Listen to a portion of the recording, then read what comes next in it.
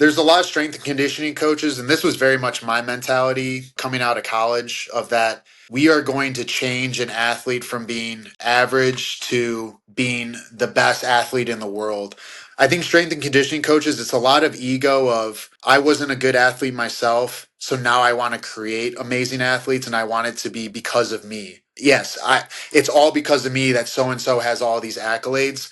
I think it was Austin Yoakum, who's also in the strength and conditioning realm. He's talked about when strength coaches are able to realize that we're just a slight step above a gym teacher, it's one of the most liberating. It's like an ego death, but it's an important one. It's to know what our role is. This video is for educational entertainment purposes only. Hey everybody, I'm here today with Tim Duffy. Tim is a wrestler, a strength and conditioning coach, and a smart, dangerous dude. Tim, thanks so much for being with me here today. Thank you so much for having me. I'm excited to have this conversation. Yeah, man, me too. Let's just start maybe from the beginning. Can you tell me a little bit about your athletic background and what ultimately led you to strength and conditioning? Yeah, so for my athletic background, my parents were very big into just kind of getting me into as many sports as possible, along with my siblings. They weren't coming at it from the aspect of like, oh, I want my kid to grow up to be, this stud athlete. They were more looking at it for, just making friends, the social aspect. But I'm very grateful that they kind of had me try a bunch of different sports. They never kind of forced me into one lane. Growing up, my main sports were soccer and baseball. Those were the two sports I stuck with for the longest. I kind of dropped baseball around fifth grade, and then I played soccer from probably from years like when I was 6 years old all the way up until my sophomore year of high school. And kind of what got me out of soccer was I had done the travel scene, and it was just one of those scenes where you're doing it year round, and I got very much burnt out. And my favorite position at the time was goalie, but my eighth grade year I broke my jaw playing goalie, and so after that, I could never play the position. I was too hesitant to like effectively perform the way that I did beforehand. And so I just wasn't enjoying soccer. And a lot of my friends in high school were on the wrestling team. And the high school I went to was a very well established program. My junior and senior year, we were ranked top 10 in the country. And so I think having a program like that where, the history is pretty vast in terms of, multiple team state championships, a lot of guys go on to wrestle in college, and just having a bunch of friends do it, I was kind of interested. And like I said, I was on the tail end of kind of being done with soccer. And so I kind of latched onto this new sport. And I can still remember my first practice of getting my butt kicked by someone that was 30, 40 pounds lighter than me. And for most people, it's either you tell yourself, I never want to do this again, or you kind of get that interest of like, if this kid that's so much lighter than me can do this, like I want to learn those same techniques. So uh, it was kind of just a perfect storm that got me really hooked onto wrestling. And honestly, since then, uh, after high school, I didn't compete in college, but I stayed involved. The university I went to was Iowa, and they're always one of the top programs.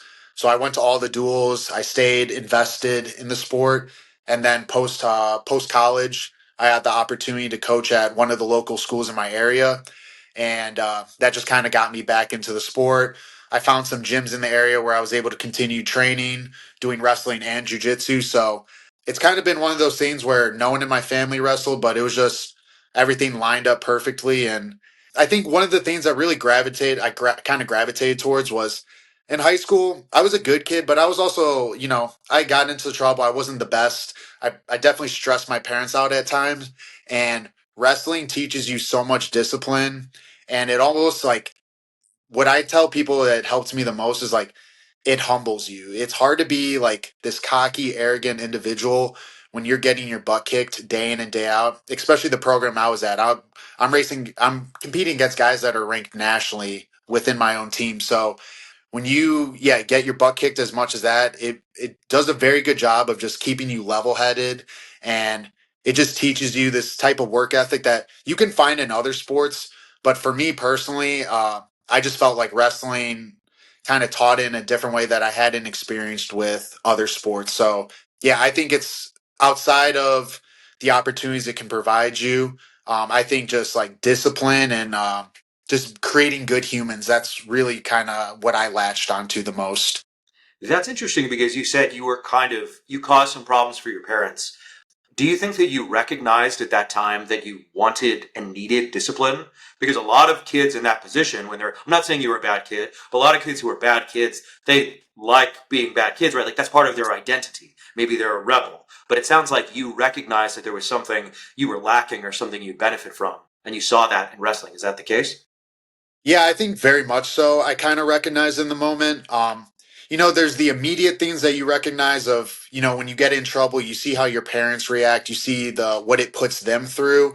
And, my parents were amazing. I was very blessed to live in a household where they encouraged me to do anything and everything, like whether it was in music, athletics, clubs. They always just wanted me to be involved. And so they provided a great environment for me to honestly like not put them through that type of stuff. And so when I saw some of the situations that I kind of got myself into and how that affected others, I saw the immediate effect. And I don't think initially it clicked that like the discipline of wrestling was something that I needed. I think that was more post high school, especially once I stopped wrestling. Of in the moment you're like, oh, this sucks. Like I can't wait for the season to be over. But then a few weeks after the season go by and you're like, dang, I'm really missing. I miss the routine. I miss the discipline that you just naturally kind of have to adopt. Especially, we'll talk about it later, I'm sure, but like the weight cutting aspect. And so it's one of those things in the moment you're not enjoying it. But when you look back at it, you do look back at it very fondly and you start realizing, okay, this is something that does elevate my life. It elevates who I am as like a human being. So, yeah, I do think I was able to acknowledge it in the moment. That's such a good point. I mean, I think that people in general benefit from having difficulties that they can surmount in their life. Yeah. Right? If you've got challenges that are too big, that can be demoralizing and crushing. But if you've Mhm. got something that you can wrap your head around and, as you said, sort of shape your life around, that can really give you structure and inspiration to do better things. And that's awesome Yeah. you found that in wrestling. And so Yeah. right now in your strength and conditioning work, are you working exclusively with wrestlers and grapplers and BJJ, or what's the clientele or the focus? Yeah, so mainly my main core group of kids I work with are grapplers. So I have a handful of jujitsu kids, but I'd say a majority are wrestlers. And I always tell people I have no issue working with other athletes because ultimately, when you're training for sports, like in the strength and conditioning realm, how you train a football player or a swimmer isn't that much different from a wrestler. There might be certain things that you prioritize more for wrestlers versus a swimmer, but at the end of the day, like the workouts are pretty similar.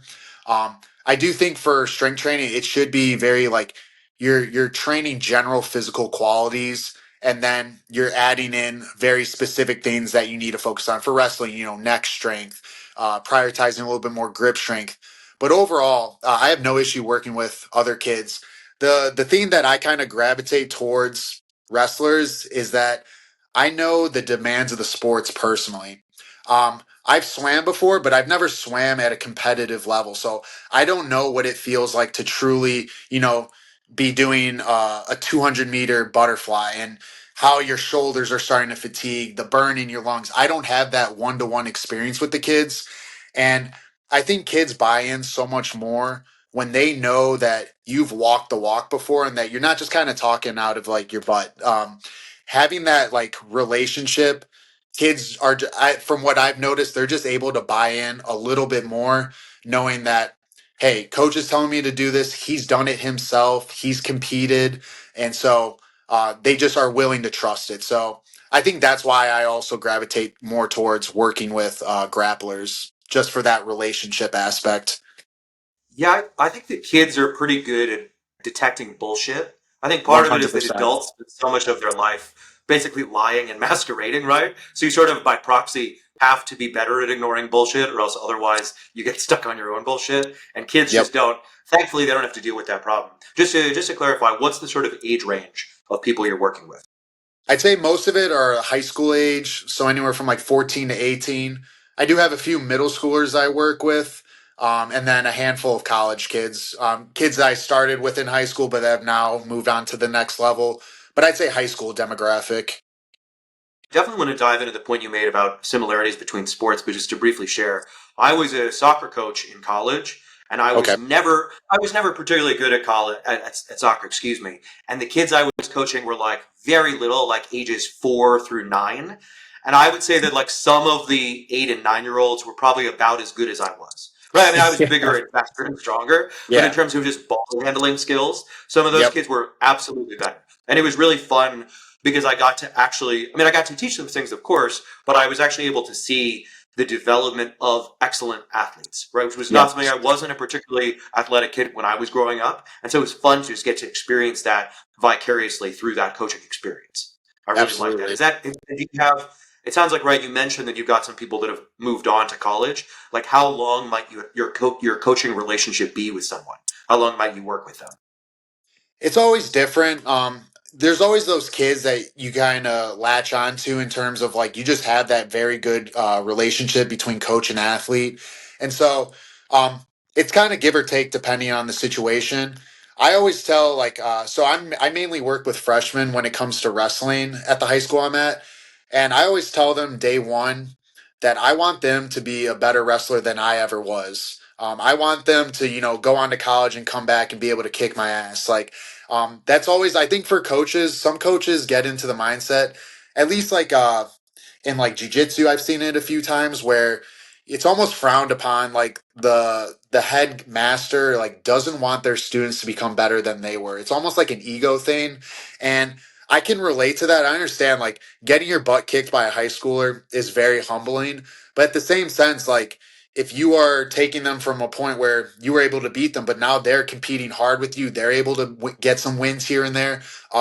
That should make you happy that they're developing the skills that they need to succeed. And so while it might hurt the ego a little bit, and they like to talk crap here and there, I love that as a coach. And that's one of my best things. Like I what frustrates me the most is I'll wrestle with a kid and they're very hesitant. They don't want to pull the trigger or whatever.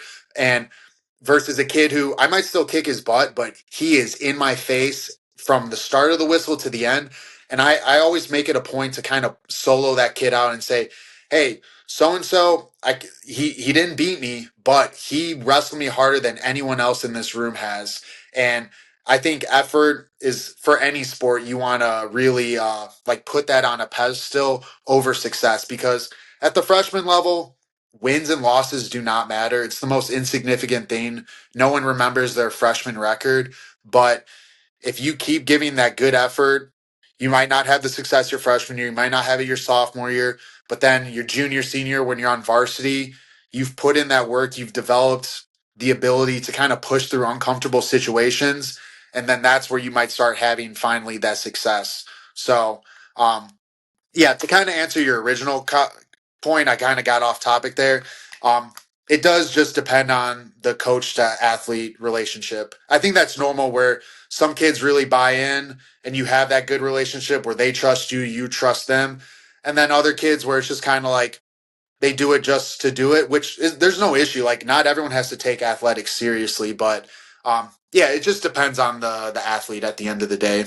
No, man, I love what you said. I mean, it's cliche, but it's really much more about what you put in rather than what you get Yep. out, right? If you're talking about a competitive athletic endeavor, you can't control the outcome. Someone can Yep. show up and just be better than you, but Yeah. you can control how much effort and focus and determination you bring to bear on that task. And that's true for, I mean, that's true for almost every, I would say every area in life, but it's really obvious in athletics, and that's awesome. You get that opportunity to help instill that.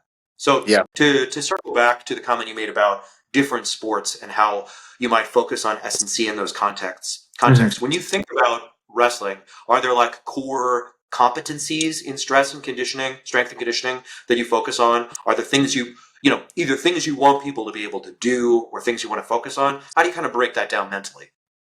So I kind of there's a for upper and lower body I have different kind of standards I always want kids to get to.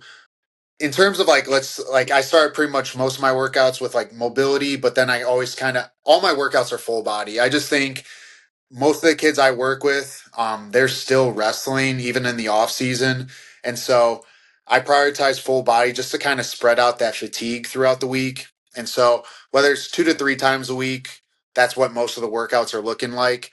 And I'd say I'm pretty lucky in terms of most of the kids I get have a good physical base layer where there's not too many glaring issues. But for me, let's say like squats, for example, I have the standard of even if we're using like a slant board or something to elevate the heels, I want them to be able to squat all the way down where those hamstrings are touching the calves, stay in an upright position. And so for some kids I've had in the past where their ankles just don't allow that. And so maybe I need to prioritize some ankle mobility movements. But for squats, it's hitting the bottom of a squat, being able to control it down, and then all squat all the way back up. I think hinge patterns are really important. On paper, it's a simple move. You're picking something off the ground, whether it's like a deadlift or an RDL, you're just bending over. But coordinating that upper and that lower body to move at the same time is something a lot of kids struggle with. A lot of strength coaches kind of joke that if you can teach an RDL to a kid, that you're probably a pretty good strength coach because kids are really goofy. A lot of times it's just them rounding their back and then kind of going up. There's no hip movement at all. And so that's probably, if I had to pick one movement that most kids struggle with, it is hinging at the hips. And hinge patterns are huge for wrestling. Being able to explode through the hips, whether it's a double leg, lift and return, even on defense, just like being able to stuff a takedown with your hips. That's something we always focus on. So I say squats and hinges for lower body movements. That's always my priority. And then obviously we do single leg work because there is a big balance component to that, which kids need to be able to balance on one leg, especially in wrestling. If someone gets one of your legs up and you just immediately fall over, that's a glaring issue defensively. And then for upper body pull ups, that's a big one. So a lot of kids, I have to start them with a banded pull up, and for my banded pull ups, I don't like looping the band around the top of the rack and then having them put their foot in. A lot of times I just use the J cups on the rack and I put it horizontally so they stand on top of the band and then they can Right. pull themselves up. I've seen so many kids almost eat shit trying to get their foot out of that band, and just like the liability aspect. I'm like, I want to avoid this, but pull ups are a priority, and then I like doing for push ups, especially once they're able to do a regular on the floor push up. I like doing deficit push ups just because you get that increased range of motion of really getting those elbows back. You get the nice stretch on the chest and the shoulder. So I'd say pull ups and deficit push ups are like my go to upper body movements. So I keep it very simple starting off, especially when I work with new athletes. Um, even to the point where the workout might be a little boring, but until I know where they kind of stand physically and if they do have glaring issues, then, we can progress to the quote unquote more interesting stuff. But yeah, it is very simple starting off. And I think for most youth athletes, that's what it should be is mastering the basics. And then once they have those fundamentals down, then they can continue on. And then like just on top of it, now that it popped in my head, we always do sprinting, jumping, throwing. Um, those are just basics. And especially for jumping, that's great for body awareness, coordination, whether it's hurdle jumps, broad jumps. Uh, yeah. And honestly, that gets the most buy-in from kids because with a hurdle or a jump mat, it's very easy to gamify it. It's easy to see if they're making progress because if they clear hurdle height, we can bump it up a little bit. And it's like a new challenge for them that they want to accomplish. And then if you have a group setting, kids are trying to compete against one another. And then the competition aspect comes into play, and you get so much out of kids versus if they're just kind of by themselves. Uh, so yeah, I little all over the place, but squats, hinges, pull ups, push ups, hanging from a bar, jumping, and sprinting. That's probably what I start off with most of my athletes. That made perfect sense. I would say as a layman, as a non-wrestler, I think most people don't think of wrestling as a lower body dominant activity, right? You think Hmm. of wrestling as dudes grabbing each other and sort of throwing them around. But you Yeah. started by talking about lower body movements, and I think it's clear Yep. that that the hips in particular are really important. So can you speak to that in terms of priorities? How strong does a wrestler need to be in terms of lower body ability and strength? Yeah, so I've kind of gone back and forth on this as I've kind of gone through the years of working with wrestlers. Um, Strength is obviously a huge aspect. Anyone that says that, it's all technique and no strength, they're kind of talking out of their ass. And you'll hear that a lot in the jiu-jitsu community. People almost use it as like an insult of like, oh, you're really strong, rather than saying like, hey, good technique and you're wicked strong.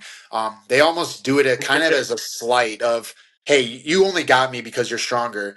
But in my head, that's never made sense. It's like, okay, like, I still beat you. Like, you still lost. And yeah, maybe it was I relied on a little bit more strength, but that's a aspect of the sport. And so, um, yeah, there will be people that try to tell you that it's not important, but it is. But then on the flip side, if we do nothing but focus on strength and we don't focus on our technique, um, probably one of the best individuals that most people can think of is Ben Askren.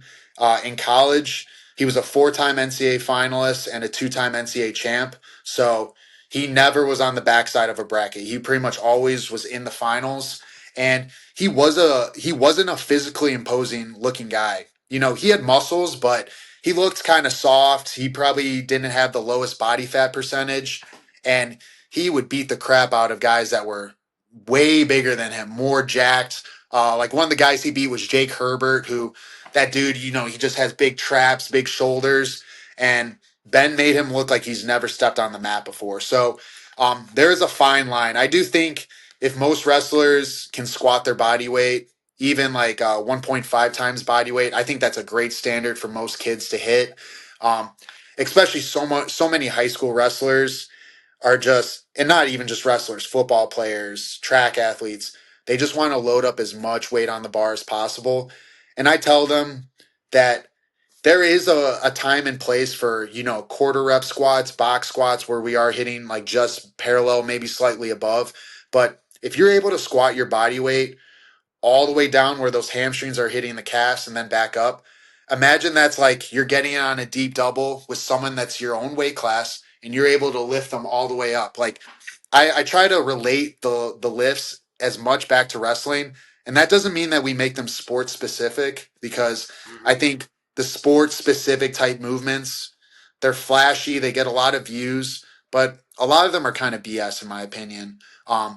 But I do try to tie back to, we're doing this lift because it's going to help us in this position, um, just for the kids to make that type of connection. So for squats, I'd say body weight is a really good standard to get most kids up to, especially with really good form, being able to control it down, not crashing to the bottom, and then being able to stand back up with a good snap on the bar. For deadlifts, I'd say it's pretty similar. Obviously, most kids can deadlift a little bit more than they can squat. So I think 1.5 times body weight is really good. Pull ups, if a kid can get 10 pull ups body weight, that's a really good standard to hit. And then even if they can start adding some load, that's amazing. For push ups, I think most wrestlers should be able to bang out 25 push ups without issue. Doesn't mean it's not going to be a little bit challenging towards the end, but they should be able to hit 25 minimum. For a dead hang, this is one of my biggest standards. I always tell kids is a minute. I think if you can get a minute, that means you have some really good grip. Um, and you're also just willing to push through the fatigue that you feel in those forearms, because one of the worst feelings in whether you're wrestler, judo, jiu-jitsu, is your grip fatigues, and then your forearms just feel like you couldn't even hold like a water bottle. That fatigue is one of it is kind of like an oh shit moment in a match of like, this is not good. This match isn't going to go good for the rest of it. So being able to have like the mental wherewithal, because for most people a dead hang, even guys that can get up to 2 minutes, 3 minutes, when you hit that 45-second mark, that minute mark, a lot of times those guys that do get the high times, they want to drop at that point. Like, it is a lot of mental being able to push through it, and also just endure that burning sensation that you get in your forearms and even in your fingers. Yeah, dead hang a minute. I tell kids that's a great standard to be able to shoot for. And if a kid is at 10 seconds, I say 30 seconds is your goal, then 45 seconds. Just live. A lot of people think like, they look at the best athlete on their team, they see what they're doing, and they say, I have to hit those standards. I tell everyone that everyone's different. Everyone has a different starting point. I was not very physically fit in high school. I was like, my freshman year, I think I was probably 106 pounds. I was very tiny. I wasn't strong, but little goals to build up. to where now, it seems like it goes by really fast, but you see all the work that you've put in to get to where you're at. So I try to tell kids, start with small goals. Don't think you have to hit that 315-pound squat. Start at 100 pounds. That's your goal to get to. Then 135 and so on, so on. But in terms of standards, those standards I've listed, those are always kind of in the back of my head. But I just want kids most of the time when we're in the weight room to enjoy themselves and just to make any type of progress. All right. So if a kid doesn't hit that body weight squat, but they have really good form, that's good enough. I've laid kind of the foundation for, maybe they get done with high school, they're done with athletics, but hey, Coach Duffy's lifts were always enjoyable. I'm going to keep going to the gym. I'm going to keep building on top of that. So I have to balance as a high school strength coach, improving them for athletic performances, but also I want them to be active for the rest of their life. So it is a balance of getting them to hit certain standards, but also just getting them to recognize when they're making progress. So they almost become a little bit addicted to that game of, hey, seeing progress is amazing. I feel amazing. I'm able to do some cool things athletically now that I wasn't able to do beforehand. And so those are the two things I'm always kind of battling in my head of athletic performance, but also sticking with it for the rest of their life. AJ here. If you're enjoying this interview, please consider subscribing to the channel, as it makes a huge difference. And if you're looking to transform your body and your mind without jeopardizing your health, consider hiring me as a coach. Links in the video description. Appreciate you. Man, so much good stuff there. So a couple comments and then a question. I completely agree with you, right? Like the best way to get someone invested in physical culture, whether it be sports or the gym in general, is to get them addicted to progress. Yeah. That really is what keeps people going.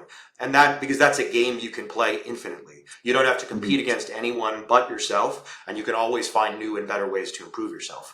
And I think that's awesome, particularly because you're focused on working with youth, that you're thinking about that and inspiring that in kids. That's phenomenal. Secondly, I really liked the point you made about sports specific movements and that being BS. I completely agree with that.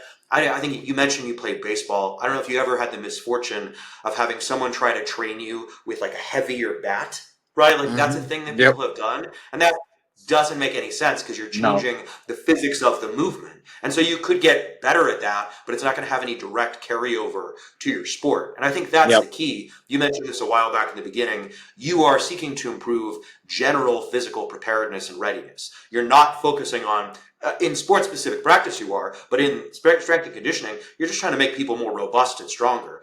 And so you need to Yes. be aware of what actually get over to what. And so it doesn't make any sense to like you don't want to like have someone wrestle in a weighted vest because that isn't going to actually help them Yeah. wrestle in the way they need to. They're going to learn how to do it incorrectly. So Mhm. I love that point you made. And then to circle back to something you said a while back about just like strength and skill. Yeah, nobody gives a fuck if you win, you win. Right? Yeah. Like it doesn't like there's no rule. There are no style points, right? Yeah. If you cross the touchdown line of football, you won. If you KO your opponent in boxing, you win. Like that it doesn't matter. And so yeah, these kind of like backhanded compliments that people give, it's really just ego protecting ego. And it doesn't have Yes. anything to do with the actual standards of the sport. So I'm really, really glad to hear you say that. So to circle to my question, you sort of talked at the end about balance. So you're dealing with kids, right? These are people who are training and getting better. How do you balance the demands of competition in season work with strength and conditioning, right? Because I mean, you mentioned you do like 2 to 3 full body sessions, but are there Mhm. times when you'll kind of roll things back and give people more of a break so that they can be less fatigued? How do you think about that? Yeah. So at least at the high school that I work at, we only do one strength training session throughout the week, especially once they're in the grind of the season. Because I always tell them, and I always have kids coming up to me of like coach, like should I be lifting like more like after practice and stuff. So I get a lot of these questions from the high schoolers, but what I try to lay it down is during the off season and the preseason, when you're on the mat less than when you are during the season, that's the time to hit the weights, put on a little bit of size, gain some strength, just improve different areas of our fitness. And then during the season, it is more about developing our technique. And then through practice itself, that's improving our conditioning for the sport. that is the most sport specific form of conditioning you can do is through wrestling. So, one time a week is enough for the most part to maintain a lot of the strength that you built throughout the off season. A lot of people underestimate what one time, just lifting one time a week, and that doesn't mean that you're kind of coasting. Like, we're still challenging the weight. The volume's going to be way less, and certain movements, the range of motion may be less as well. That's a time where in season I do a lot of box squats with my guys, just because a full range of motion squat is very fatiguing on the legs. You feel it, especially in the glutes, a lot. So, one of the worst things that you can experience in wrestling is having fatigued legs. So, we do adjust some of the movements in season, but we're still getting after it. That's still high intensity. It's probably going to be a 45-minute lift versus maybe off season. It's an hour 15, where we can have way more volume just because the body can handle it at that time. But it is very different from in season to out of season, just because we always tell them that, like, the when you are in the practice room, that's our main focus right now. It is not hitting weights. It's not, doing 5 sets of 15 bicep curls and all this. Like, we all do that, and like I still have curls like in my in season lifts, just because they're high schoolers. All right, they want to pump, Yeah, that's fine. they want to flex in the mirror, they want to like show off for their friends, and so there's an aspect of getting the buy-in with some of those movements. And anyone who works out, like, everyone loves a good pump. All right, so I'm not gonna deprive them of that, especially when I know if I sprinkle that into the workout, they're much more likely to give good effort on the other movements that I'm having them do. uh, but it is always just funny with high schoolers, seeing their reaction, especially the weight room that we have behind all the squat racks. It's a nice line of mirrors. And so I'll always see kids like sneaking, like they're rolling up their arms, and I catch them and they get all embarrassed. So I'm like, no, dude, like, you want to be confident. You want to be like, yeah, like, I am jacked Yeah. right now. So, it's like, look good, feel good, perform good. So, um, but yes, the strength training is different, but at the end of the day, we're still doing full body lifts. The volume's just less, and maybe the range of motion is less than what it usually is. Yeah, I mean, so much of this is a mental game, right? Confidence is Yes, is everything. And huge. I love the point you made about the box squats. That's really interesting. There's this trend recently in online bodybuilding and hypertrophy. There's this preference for length and bias movements for the stretch position. And what Mhm. people forget is those movements where you're at the deepest stretch, that creates the greatest muscle damage, the most Yes. fatigue. And so, yeah, something like a deep ass to grass squat, that's going to leave you wrecked for a couple days after. Do you also, you mentioned RDLs. Do you cut out RDLs or like even reduce the range of motion on those as well too, as a way to reduce fatigue? Yeah, we don't do RDOs. A lot of like my hamstring work in season will be banded leg curls. Just for a little bit higher reps. It doesn't create much fatigue. It's good to get that blood flow into the hamstrings. And it's also just good for the knees in general, getting those high rep movements in. It's always, I just say, it's kind of like greasing the groove a little bit. You get that blood in there, everything just feels like it's able to move a little bit better. So banded leg curls, and then I do a lot of like isometric hamstring glute bridges, where they put their heels up on a bench. They Once they start, they're squeezing their butt so their hips are off the ground, and then they're digging their heels as hard as they can. So you feel that hamstring firing like crazy. But I would say in season, it's primarily banded leg curls and those isometric hamstring bridges. I might do RDLs, but the volume is going to be very low, like maybe 2 sets of 6, 2 sets of 8, just because, yeah, especially for high schoolers, when they get that stretch, it's gonna leave them feeling that fatigue for a few days after. So, and that's not what I'm trying to elicit, because even in practice, we're doing sprints, we're doing broad jumps, which are all working the hamstrings as well. So, yeah, I don't go too crazy, just like what you kind of referenced with that fatigue aspect. Yeah, that's brilliant. I mean, right, they're obviously training their hamstrings, they're doing sprints, they're doing jumps, but hamstrings in particular tend to be pretty slow to recover. Anyone who's Yes. ever done 5 sets of stiff leg deadlifts knows Yeah. what that feeling is. Like you said, right, you don't want to enter into a wrestling match with fatigued legs, right? It's going to slow you down, it's going to make you drag, and hamstrings will do that to you if you train them hard. That's brilliant. Yeah. I was just gonna say, looking back at my first year of coaching, um, what I was having kids do in the weight room versus what I have now, I made a lot of those mistakes of, all right, we are doing stiff legged deadlifts for 3 to 4 sets. And that was kind of the error on me of I had gone so far removed from the sport of forgetting what the demands were.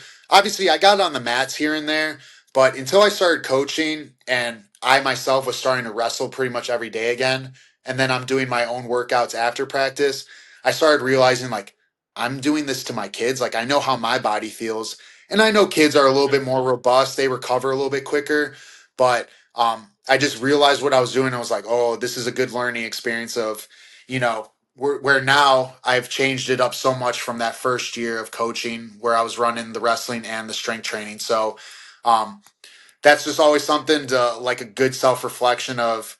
I like always at the start of the year, I look back at the old workouts from previous years, and it's a little cringy at times, but it just shows that like you're growing, you're continuing to learn, which is what every coach ultimately should be like striving to do is look back and say, I can't believe I was doing that, but I've learned from it and I'm improving overall.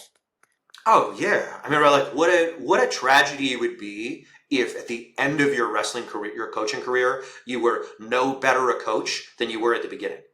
Right? Yeah. Like, you know what I mean? Like, what's the point then? Right now, like, you should be learning the whole time, acknowledging your mistakes and moving on. That's brilliant. And I will say, it's interesting just on this topic more broadly. I have this habit of watching, there'll be like men's health videos on YouTube where a professional athlete, usually a relatively young athlete, will walk through their routine. And usually in the comments, people will be like, this isn't the real routine. This isn't hard enough. Like, show us what you actually do. And it's like, Yeah. yeah, man, they're fucking professional athletes. They're not trying to kill themselves in the gym. Mhm. You're missing the point. The point is, particularly, I love the point you made about those, like the low fatigue, high rep hamstring stuff. That's really just about greasing the groove and making you be and helping you move. If you're not trying to get jacked, that's not the goal here. Yeah, exactly. So, and actually, to the point about getting jacked, you did mention the off season and maybe a time for the athletes to put on some size. Do you ever talk to them about nutrition and food? Is that something? I mean, obviously that's outside of S&C, but just as Mhm. someone who's working with them day to day. Yeah, I always exactly what you said. I always tell kids that, this isn't my area of expertise. Obviously, as a strength and conditioning coach, I think most strength and conditioning coaches have a good understanding of nutrition just because it does go hand in hand in a sense. And so I always tell them what I find like what I found successful for myself and other athletes in the past. But I always like leave it as it might be a little bit different for you. It's a lot of experimenting, seeing how your body reacts. So I do give them some recommendations, but it's also not like I preach it as the gospel where like this is how you have to eat. This is as much protein, carbs. Like I give them the resources where I want them to kind of look into it on their own. And then thankfully through social media, I have been able to meet so many different coaches and different areas of expertise where I am able to say, hey, I think you would get some benefits following this account. I think they have good information. And so I try to direct them in different directions just of finding that information because there's so much with social media. It's awesome in terms of how much information you can find, but that's also like one of the negative aspects of there's too much where you're left being what is right, what is wrong, and there's so much to sift through. And as you get older, you kind of get a better radar of knowing what's BS, what's not BS. And so I forget how daunting it is for kids when they ask me these questions. And so I always tell them that there are no stupid questions. Sometimes there are, but ultimately I'd rather them ask me that stupid question than trying to figure it out on their own. Oh, definitely. I mean, nutrition is one of those things that's just polluted. There are so many Yeah. backwards and contradictory ideas. I mean, I don't work with kids, but I have all the time, whether it's clients or just friends and people I meet, people will ask me totally outrageous, outlandish questions because they heard something, someone somewhere said something, and they're like, yeah, so should I only eat sugar for the next 6 weeks? Right? Like, it's just, it's hard. I mean, I get it. I mean, the heart of it, I'm totally sympathetic, right? The truth is, dieting sucks. It's not Yeah. fun to do. Losing weight is hard. And so people want to find ways out of this. They want to find Yep. stories and paths and hacks and secrets. and they don't want to actually hear that, like, no, you have to basically just do the basics. Yeah. And so it's much, there's so much, like you said, it's a double-edged sword. There's so much information, but it's hard to find stuff that's reliable. And maybe on a related point, I'll let you finish taking a drink. On a related point, I know you mentioned weight cutting.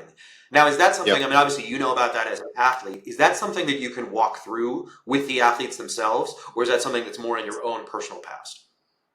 Yeah, we have at the start of the year, we have all the parents and all the athletes kind of do like a team meeting. And that is most parents' biggest concern with wrestling is the weight cutting aspect. Um, just because I think everyone, whether you know someone in the sport or not, you just hear horror stories of people cutting too much weight, then, worst case scenario, medical issues arise. And so that is our biggest thing of just calming the parents down and really kind of running them through everything. For the freshman level, we always tell kids that we don't want them cutting weight. Now, there is a very big difference between cutting weight and managing your weight. Uh, and some people get the two mixed in. So, weight cutting, in my opinion, is cutting more than 10 pounds. So, like 10 to 15 pounds. For pretty much every high schooler that I interact with, whether it's a freshman through varsity, I don't think we have any guys that are cutting that much weight. And if they are, we are telling them that this is something that you need to do over the course of months rather than in a 1 week period. Just because at the end of the day, their health is still the biggest priority. And as you get higher level, so, you get to that varsity level and then college, it does become a thing that, you might have to be cutting a little bit more weight than what a first year wrestler is doing. But we always tell them weight management is a very different thing.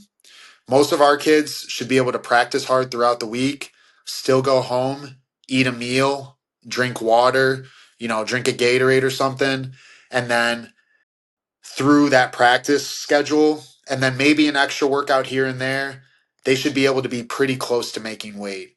Maybe you have to be a little bit more disciplined. Maybe you tell your mom, hey, I can't have that brownie tonight. Maybe you say, instead of two servings, I can only have one serving of rice tonight. There's a very big difference of starving yourself and just managing weight. So, I think at the high school I work at, we do a very good job of emphasizing that to the kids.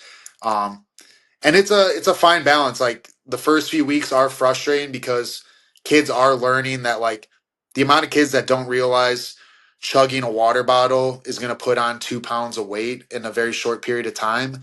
uh, I've had a few kids, especially last year, that blew weight because they're like, oh, I didn't know water weighed anything. And it's like, it's one of those frustrating moments, but in the same sense, it's like, okay, well, they know about calories. They think, oh, water has no calories.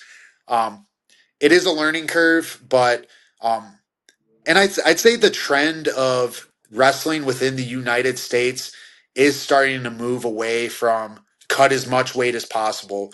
There's been a lot of really top level high school wrestlers that have been very vocal about wrestling your natural weight and relying on the technique that you develop to give you the success rather than just being a weight bully of I step on the scale and then I rehydrate and I'm 5-10 pounds heavier than what I just weighed in at. um, so it's awesome to see that that trend is starting to change. There's always going to be people that try to cut the most amount of weight as possible. I don't think we can ever walk away from that. It's just an aspect of the sport with weigh-ins, but the trend has shifted. And like I said, I think at the high school level, they're much more smart about how they go about it, talking with their athletes. No, I really like that distinction you drew between weight management and weight cutting. I think that makes a lot of sense, right? It's one thing to have the discipline of an athlete who minds what they eat and Mhm. knows roughly how that's going to impact their weight day to day, whereas cutting is, a specific procedure you're going to undergo maybe in a week or slightly longer to Yeah. reduce weight for a specific outcome. Very different, right? But also I think your point is part of weight management isn't just about calories, it's also just being mindful of the things you eat and how that impacts your weight. Right. I mean, Yeah. like, I don't know if people do this at your level, but I mean, certainly you could shift your diet to literally lighter foods, right? You can cut out things that are going to stay in your gut, like vegetables, and still consume the same amount of calories, but you'll physically weigh less. And that's certainly, Yes. I imagine, right at the college level, that's definitely a strategy people employ. I don't know at high Mhm. school if that, maybe the more competitive guys do. Is that, and again, is that something that would you strategize that with them or no? That's much more within the like the specific coaching of the sport. Yeah, so we also what we've been doing the past 2 years is that we'll have like a dietitian come in and she'll kind of give the kids a quick rundown of what foods they should be prioritizing for that specific thing that you just talked about. Um, but then even like post weigh-in meals, we that's a big thing we emphasize. Um, yeah, I try to tell kids what works for me, what I found helps me keep my weight down. And yeah, a lot of kids don't realize that like, you know, especially post practice, like maybe we're a few days out from competition and a kid has to start watching their weight, but like I tell them you can eat a lot more of certain foods and feel full and you're not putting on 10 pounds or what or like some crazy amount.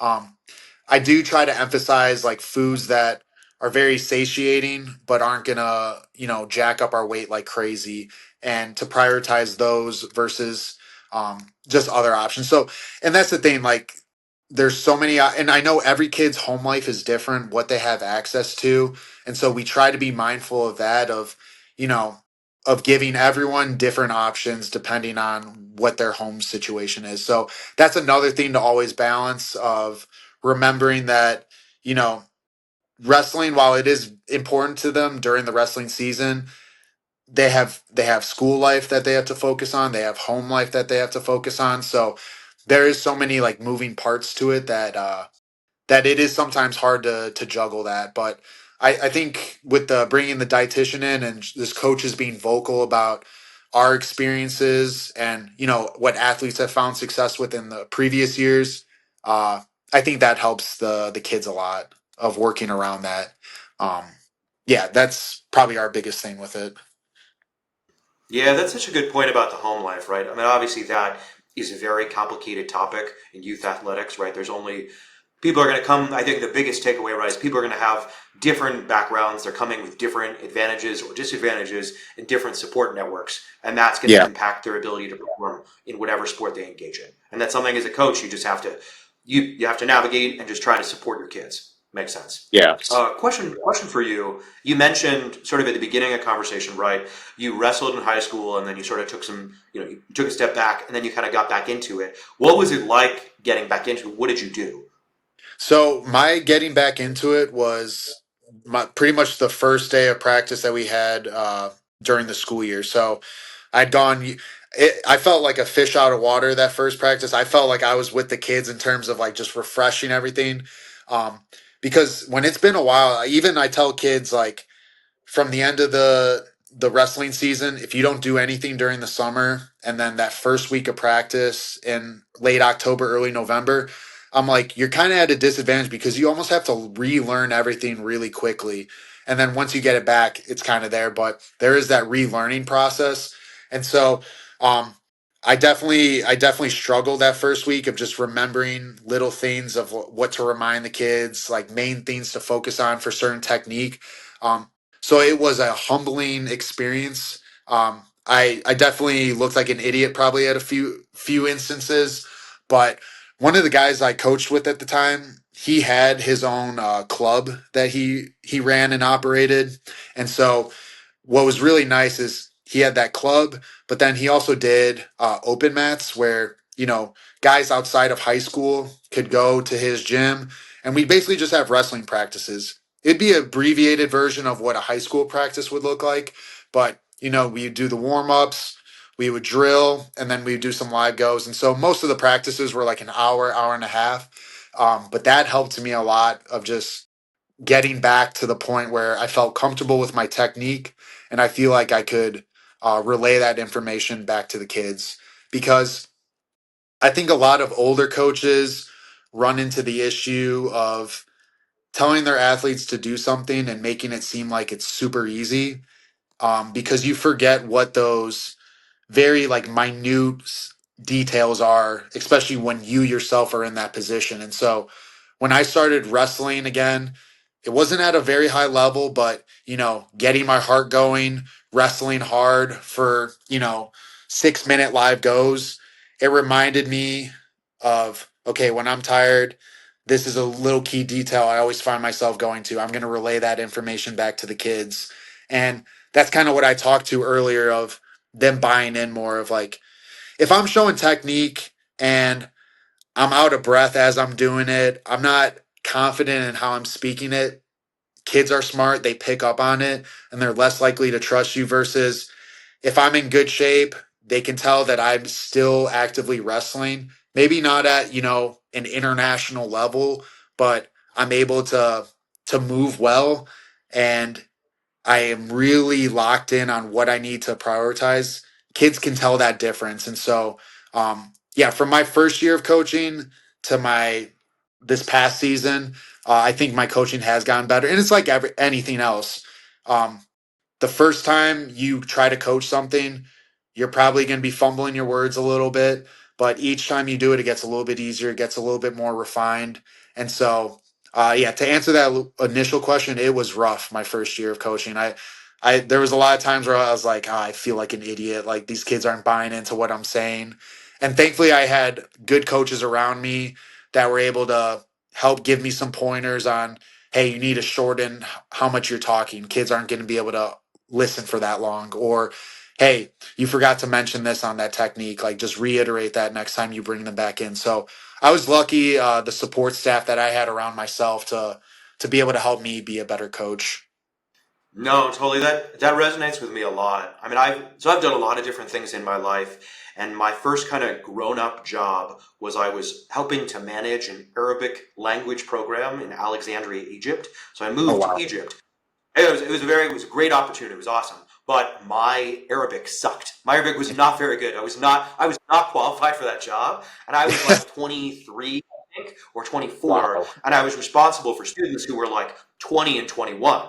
And so I just looked like a jackass, right? Yeah. Like the people I was supposed to be helping were essentially more capable in Egypt than I was. And that pressure made it such that I learned really, really fast, right? I put Mhm. all of my effort into making sure I could actually be useful. And so there is something, you're right. I mean, people can pick up on inauthenticity, that's for sure. But there is Mhm. something useful about that pressure and placing you in a situation where you need to learn quickly so that you can help people. So it's good. It's awesome you like recognize that and just dove right in.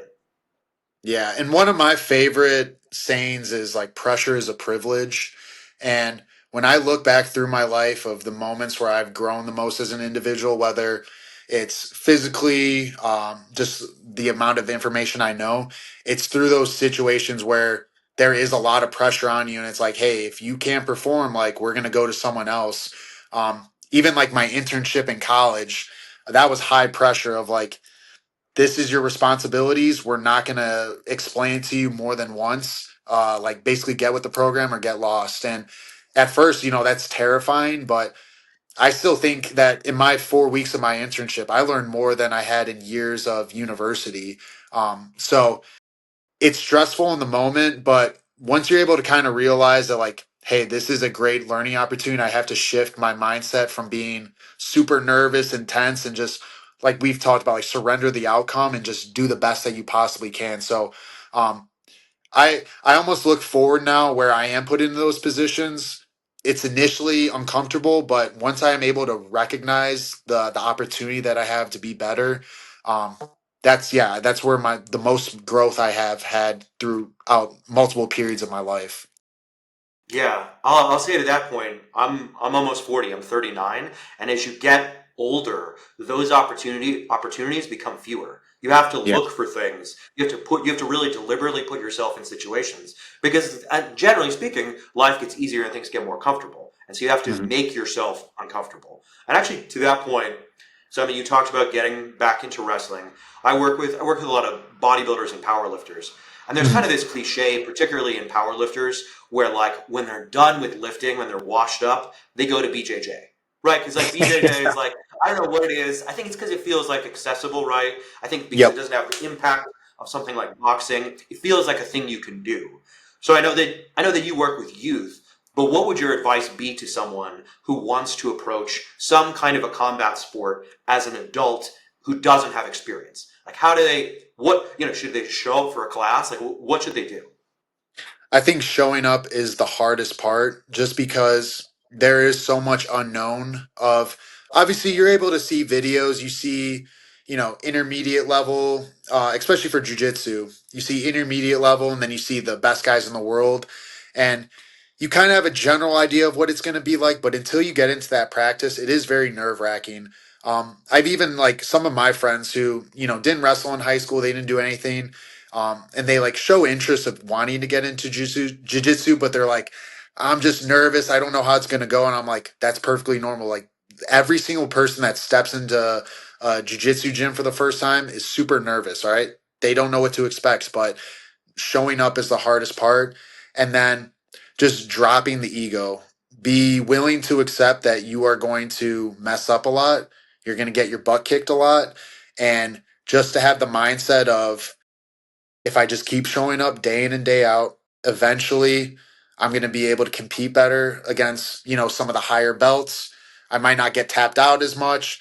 And then getting tapped out less turns into now you're starting to have success. So set small goals rather than being like, I have to be the best guy in the gym right away, or I have to be able to compete with the black belts. Like, just have a level head that it's going to be a lot of suck in the start. Like it is going to be horrible at times, but that's all a part of any combat sport. Honestly, you have to take you have to take your ass whoopings basically to be able to learn, and then honestly do that to the future guys that step into the gym. So it's kind of like a learning process, but a lot of people they'll do like a week or two and they just hate that process. They hate feeling like they're not making progress.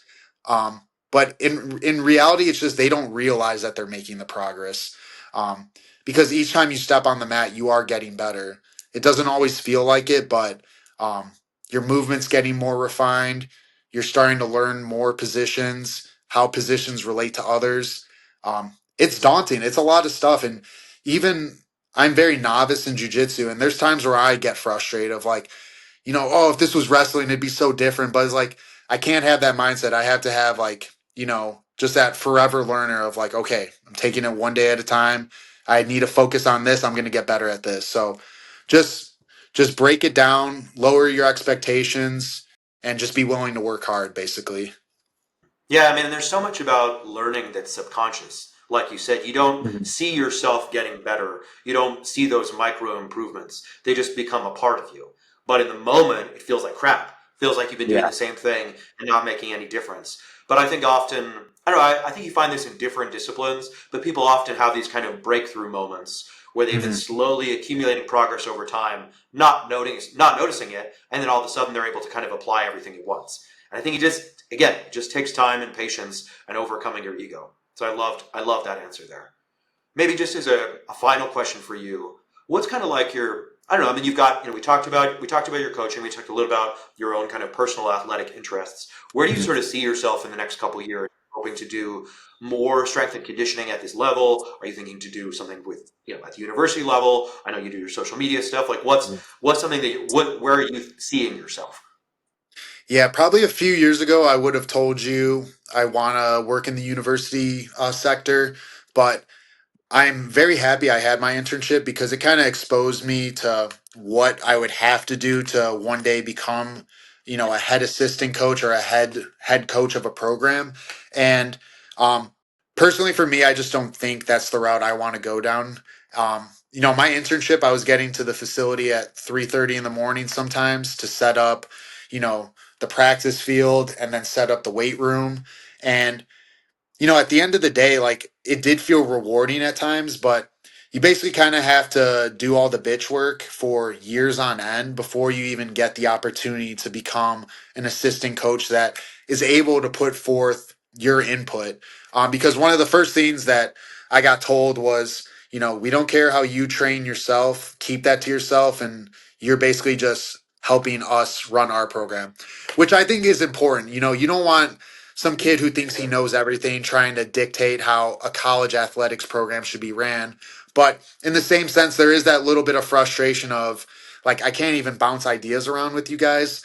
And so I get both sides of it. But for me, I just don't think that grind is what I want.